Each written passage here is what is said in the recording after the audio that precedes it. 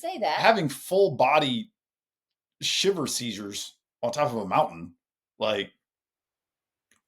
I've read that in a lot of DNF reports. But here's the thing: in what other area of life, in what other sport,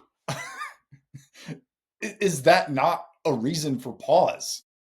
Well, I think you said something like that, and then I believe I told you, well, you'll stop shaking once you start I running knew again. I knew that I would know. warm up. You were trying to get me to change shirts into like a thermal long sleeve I had brought, which wasn't heavy. It's a decent Patagonia mid layer, but I didn't want to take my shirt off to put that shirt on because I knew when I started I knew that I would warm up when I started running. So I wasn't all that concerned, but I didn't realize how cold I was getting sitting there. And I knew I needed to eat. And it's so it's so moronic that the people that are there are doing like the mental gymnastics of how little can we care for him? How can we just barely meet his needs enough to get him moving?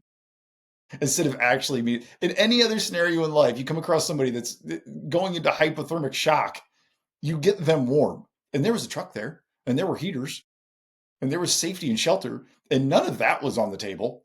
It was just like, maybe we just throw this blanket over him and hope he warms up a bit so he can leave.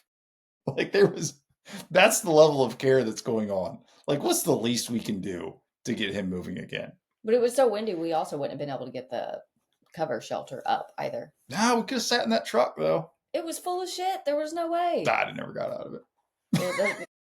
Like, no, you're not sitting in a vehicle. No, I didn't want to. I didn't want to be there.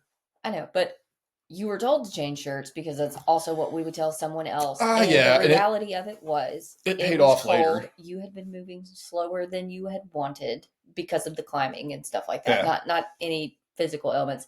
It was going to get colder.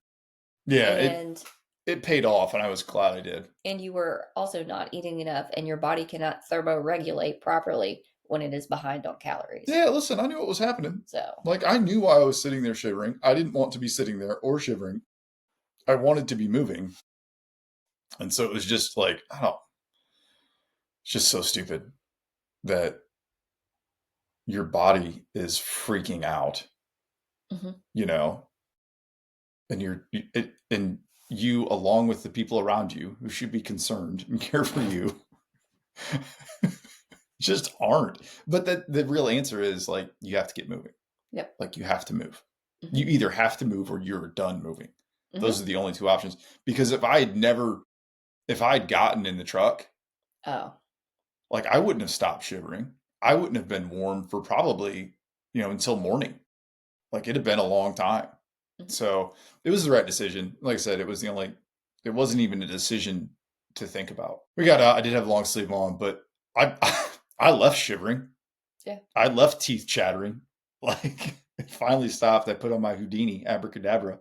I am personable and warm. Oh, look at that. Because once we went out and I was shivering and teeth chattering and we were moving and I wasn't warming up. And I was like, I got to throw, like, this will trap some heat. And immediately I put that on for 5 minutes. Like, now I'm too warm. Take it back off. Stuff it. Like, everything's good.